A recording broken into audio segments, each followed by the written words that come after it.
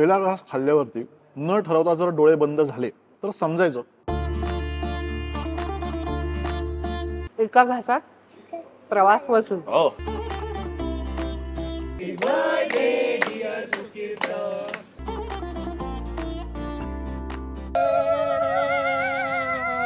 तुम्ही हसत जगता की जगता रडत, हे तुम्हीच ठरवायचे असते, हे तुम्हीच ठरवायचे असते, लक्षात ठेवा. नमस्कार मंडळी, welcome back to Sukirt ji. Maharashtra food tour आपल्याला घेऊन आलेली आहे कोकणात. महाराष्ट्र फूड टूर नाही, उर्मिलाच बर्थडे टूर असं म्हणूयात आपण. मला सुकीर्तला सरप्राईज द्यायचं आहे. सुकीर्तला सगळ्यात जास्त काय आवडतं? कोकण आवडतं, सगळी छान प्रेमाची मंडळी आवडतात आणि सगळ्यात महत्वाचं कमाल खायला आवडतं. मी आता त्याला सरप्राईज देणार आहे. की कुठे चाललोय मला काहीही माहित नाहीये. भाई सर सांगा मला नक्की एक्झॅक्टली कुठे चाललोय. कोकणात चाललेलो आहोत एवढं नक्की, पुढचं काही सांगणार नाही. कुठे चाललायस तू? स्विमिंगला. स्विमिंग पूलला. हो, मग एका फाळात फक्त एकच काजू. अय्यो, म्हणून महाग एवढा.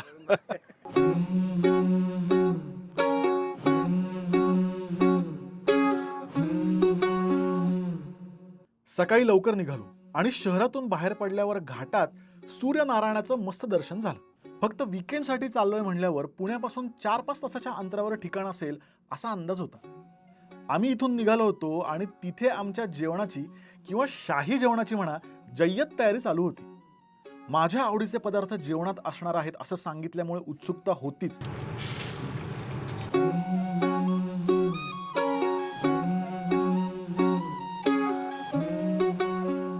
पण तुझ्या बर्थडेच्या नावावर आम्ही सुद्धा जोरदार स्वतःला ट्रीट देणार आहोत असं म्हणल्यावर मासेप्रेमींसाठी सुद्धा जोरदार बेत असणार आहे याचा अंदाज होताच. महाडवरून गाडी वळली आणि तिथून तासाभरात पोचलो दापोलीच्या पितांबरी ॲग्रो टुरिझम मध्ये, जिथे मी आधी एकटाच येऊन गेलो होतो. दुपारी पोचल्या स्वागत मस्त कोकमाच्या सरबताने झालं. मला अंदाज आला होताच की उत्तम फूड आणि मुलांसाठी ऍक्टिव्हिटी एवढीच तिने हिंट दिली होती, पण मला साधारण अंदाज आला होता की कुठे चाललोय आणि वळल्यावर मला लगेच कळलं कुठे. काय हे डायरेक्ट खाता येतं? का सुंदर सुवास येतोय ना की याचा मला परफ्यूम हवाय. एक वेगळंच म्हणणं आहे माझं, मला खरंच.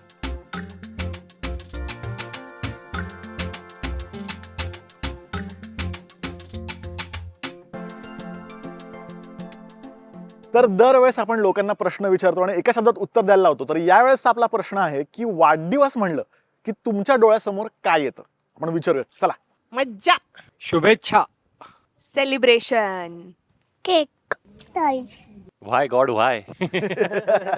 वाय गॉड वाय हे तिशी नंतर जास्त होतं.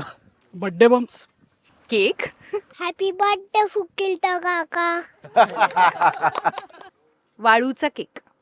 वाढदिवस म्हणल्यावर तुम्हाला काय वाटतं एका शब्दात मला प्लीज कमेंटमध्ये सांगा. आणि मला जर विचाराल तर 2 शब्द 3 शब्द एका शब्दात, मेजवानी. वाढदिवस म्हणलं की मेजवानी हा एकच शब्द माझ्या डोळ्यासमोर येतो. कारण लहानपणी सुद्धा वाढदिवस असल्यावर दुपारच्या जेवणात एकदम पारंपरिक आवडीचे पदार्थ आणि मस्त गोडधोड, आणि संध्याकाळी घरी शाळेतले वाड्यातले लोक येणार म्हणून फॅन्सी पदार्थ असा जोरदार बेत असायचा.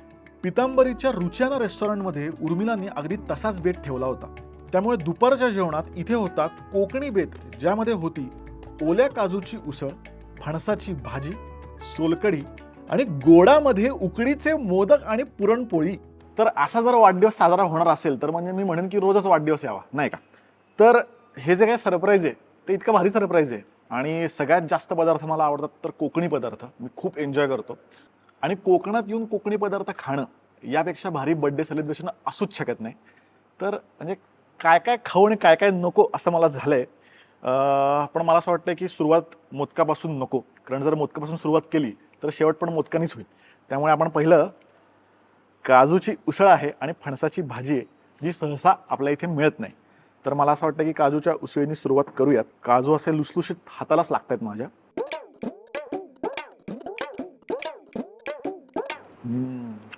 क्या बात आहे, सुरेख रस्सा आहे आणि काजूची चव चावावंच लागत नाही, विरघळतोय तोंडात. काजू फणसाची भाजी आपण खाऊयात.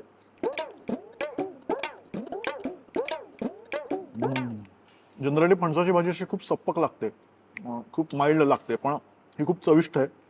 ज्याचं कारण पण असं आहे की छान लसूण पण आहे त्याच्यामध्ये, कोथिंबीर आहे आणि लसणाची खूप छान चव फणसाच्या भाजीत उतरली आहे आणि खूपच चविष्ट आहे. आणि कोकणात सगळ्यात भारी गोष्ट म्हणजे तहान लागली तर मध्ये पाणी नाही प्यायचं, सोलकडे. हा एकदम प्युअर. मला काय वाटतं की मिरचीचा मारास करावा लागत नाही जर सोलकढी प्युअर असेल तर. एकदम प्युअर सोलकढी आहे, मस्त नारळाचं दूध ताजं ताजं लगेच कळतंय. आता मला असं वाटतंय मोदक आहेत आणि पुरणपोळी सुद्धा आहे, तर पहिली पुरणपोळी आणि मग आपण मोदक घेऊयात.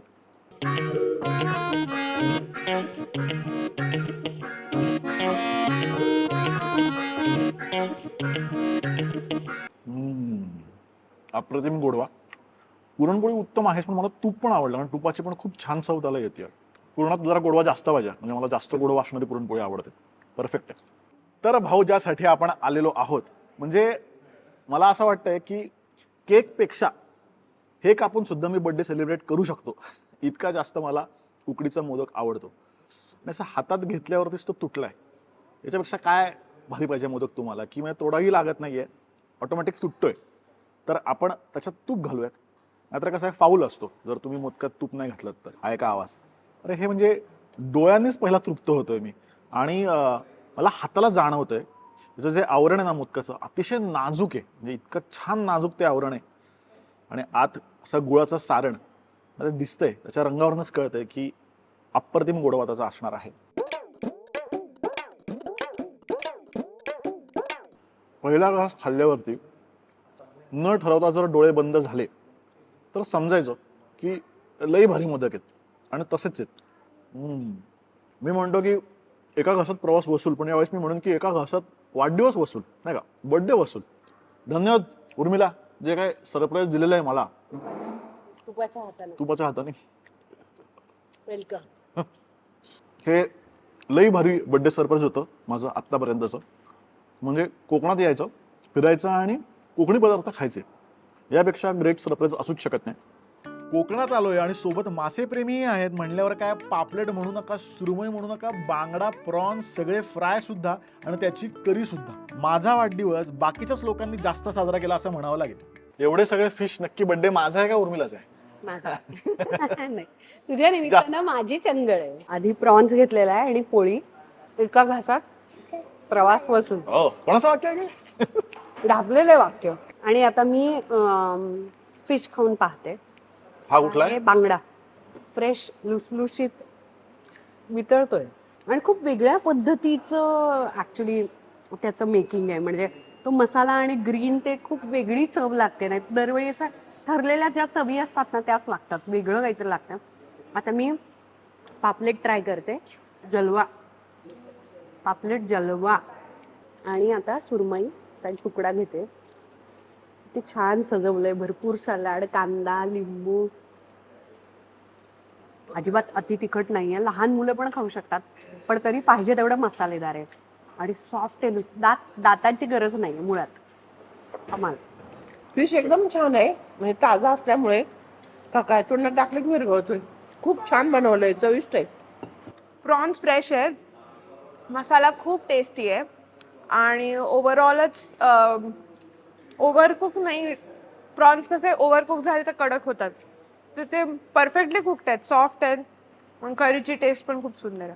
जोरदार जेवण झालं आणि ये तो सिर्फ ट्रेलर आहे, पिक्चर अभी बाकी आहे असं कळल्यावर नवीन जेवणासाठी पोटात जागा करायला पाहिजे. म्हणून तिथूनच अर्धा तास अंतरावर असणाऱ्या कर्दे बीचवर आम्ही थेट गेलो. तिथून मुरुड, लाडघर असे बरेच समुद्रकिनाऱ्याचे पर्याय आहेत, पण कर्देवर खूप कमी गर्दी असते म्हणून तिथेच थेट गेलो. समुद्र दिसल्या दिसल्या अथांग एकदम खुश, थेट पाण्यातच निघाला. सोबतीला आजोबा होते म्हणल्यावर अजून काय पाहिजे. कोकणात येण्याचा प्रवास खूप वळणावळणाचा असतो, त्यामुळे खूप थकवतो. पण इतकं थकल्यावर समुद्राची लाट पायाला लागली की सगळा थकवा एका क्षणात निघून जातो. हा अगदी माझा नेहमीचा अनुभव आहे. आता मी कर्देच्या बीचवरती आलोय. थोड्याच वेळात सनसेट होईल. खरं तर खूप सारे समुद्रकिनारे इथे आहेत. लाईट हाऊस आहे, केशवराज मंदिर आहे. सगळ्याचे वेगळे व्हिडिओज केलेले आहेत, तुमचे राहिले असतील बघायचे तर नक्की बघा. सगळ्याच्या लिंक मी देतोय. पण ज्यावेळेस असं वाटलं की नको फार फिरायला, एकाच समुद्र किनाऱ्यावरती जाऊया आणि निवांत वेळ घालू.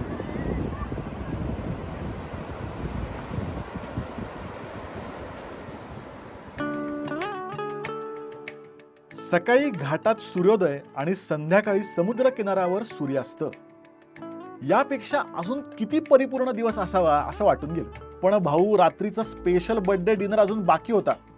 त्यामुळे परत येऊन आवरून रुचना रेस्टॉरंटमध्ये जाऊन बघतो तर काय,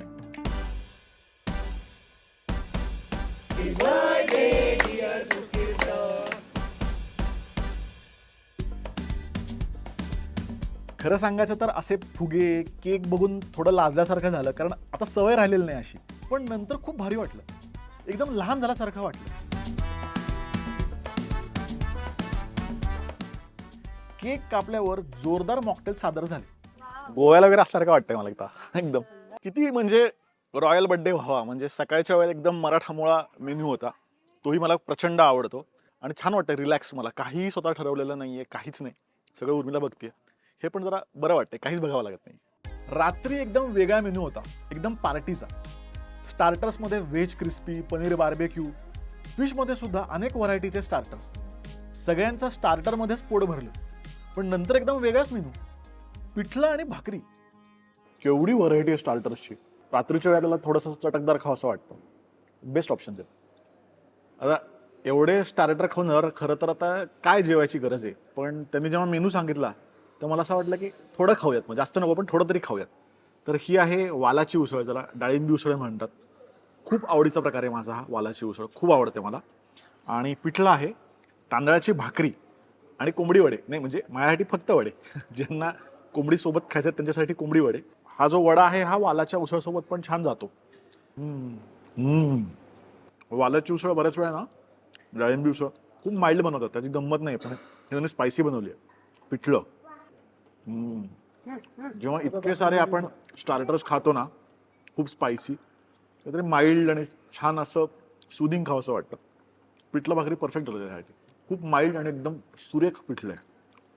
आणि परत हिरव्या मिरचीत केलेलं आहे, मला ते जास्त आवडतं पिठलं. अप्रतिम, म्हणजे महाराष्ट्रीयन सुद्धा सुरेख आणि स्टार्टर तर अप्रतिमच आहेत. काय बात आहे, इतका जास्त खातोय मी. परत पोट भरलंय पण तरी खाल्लं जाते. असं बघायला सुद्धा काय आहे हे. आहा, असं मस्त बर्न्ट झालेलं आहे सगळं, छान क्रिस्पी. सॅलड आहे ओलसर, मस्त कांदा बिंदा. आणि आता आपण खाऊन बघूयात कसं आहे. हा आहे तंदुरी फिश पाम्पलेट. म्हणजे लगेच तुटतं, उचलता येत नाही इतकं तुटतंय ते. अप्रतिम. तर आता मी ना चिकन तंदूर ट्राय केला आणि खूप मस्त आहे त्याची टेस्ट. जी अशी बर्न टेस्ट जी आहे ना ती खूप छान लागते. त्याच्याबरोबर ही हिरवी चटणी पण पुदिन्याची खूप सुंदर आहे. आणि ओव्हरऑल स्टार्टर्स आहेत ना खूपच अमेझिंग आहेत. तर मी घेतलेलं आहे हे जम्बो प्रॉन्स, जे ग्रीन मसालामध्ये बनवलेलं आहे. ग्रीन मसाल्यामध्ये प्रिपरेशनच वेगळं लागतं, प्लस ते तंदूर केलं असल्यामुळे आहे व्हेरी टेस्टी. ग्रेव्ही तर खूप मस्त आहे. म्हणजे जरी ती लाल दिसत असली तरी खूप तिखट नाही आहे. आणि कोंबडी वडा तर मस्त सॉफ्ट आणि एकदम क्रिस्पी पण आहे. जेवणानंतर स्वीटमध्ये मला वाटलं की केकच असेल, पण तिथे सुद्धा एकदम फॅन्सी मेन्यू आला. गोडामध्ये काय असं विचारल्यावरती ते म्हणले की आमची स्पेशालिटी आहे फ्राईड आईस्क्रीम. म्हणजे ऐकल्यावरच मला काहीतरी वेगळं वाटलं आणि वियर्ड वाटलं. म्हटलं अरे आईस्क्रीम कसं तळणार, तर ते म्हणले नाही तुम्ही खाऊन बघा. म्हणजे आईस्क्रीम जे ते ब्रेड क्रम्समध्ये घोळवून ते असं लगेच फ्राय करून ते बाहेर काढतात. आणि शपथ, म्हणजे हे वरून तसं जे आवरण आहे ते ब्रेड क्रम्सचं आहे आणि आत आईस्क्रीम आहे. म्हणजे तळलेल्या ब्रेड क्रम्स आहेत ना, आपला कोन असतो ना ताजा ताजा कोन, कोन कसं लागतो तसंच लागतं. त्यामुळे कोनामधलं आईस्क्रीम खाल्ल्यासारखंच वाटतं, पण जास्त क्रिस्पी, कारण ते आत्ता तळलं गेलंय ना. एकदम वेगळा आणि भारी प्रकार आहे हा, हटके. कधी आला तिथे तर नक्की खा, नक्की ट्राय करा. म्हणजे दापोलीला जरी आला असाल तुम्ही रुचियानामध्ये येऊ शकता आणि इथे जेवायला सुद्धा येऊ शकता. तर ट्राय करून बघायला नक्कीच हरकत नाही. दुसऱ्या दिवशी निवांत उठल्यावर अथांगसाठी महत्वाची गोष्ट होती आवारातच, जिथे आम्ही निघालो, जी आजपर्यंत त्याने फक्त पुस्तकात आणि टीव्हीवरच बघितली होती. सकाळी सकाळी आम्ही थेट गोठ्यात गेलो. आयुष्यात अथांगने कधीच गोठा बघितला नव्हता. काय देवकी, ही कविता, कविताचं वासरू आहे हे. आणि हिचं नाव काय आहे? हे छोटं वासरू दुधू पिते आईचं ते त्याचं अजून नाव नाही ठेवलेलं पिल्लू.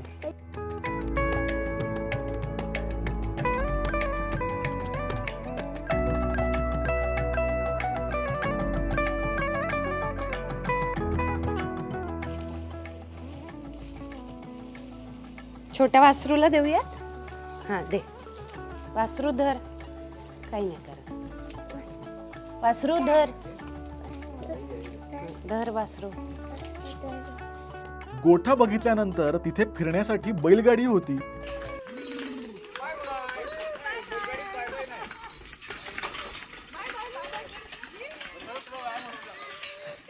त्याचा सुद्धा अथांगने पहिल्यांदाच अनुभव घेतला. पितांबरीमध्ये लहान मुलांसाठी भरपूर ऍक्टिव्हिटीज आहेत. बैलगाडी, बॅटरी कार, स्विमिंग पूल, रिक्रिएशन हॉल आणि बाग सुद्धा. त्यामुळे सकाळ आणि संध्याकाळचा बीचवरचा वेळ सोडला तर इतर वेळी काय करायचं हा पोरांसाठी प्रश्न इथे पडत नाही.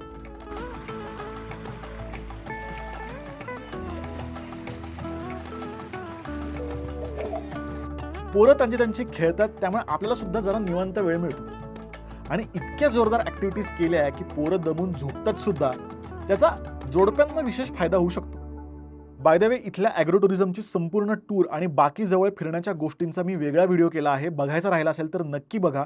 आणि सुकीर्तजी चॅनलवर नवीन असाल तर सबस्क्राईब पण करून टाका. दर बुधवारी आणि रविवारी आपण फिरण्याचे आणि खाण्याचे वेगवेगळे व्हिडिओज घेऊन येत असतो. भरपूर चालून खेळून झाल्यावर जोरदार भूक लागली होती आणि ब्रेकफास्टमध्ये होतं दडपे पोहे आणि तांदळाचे घावन.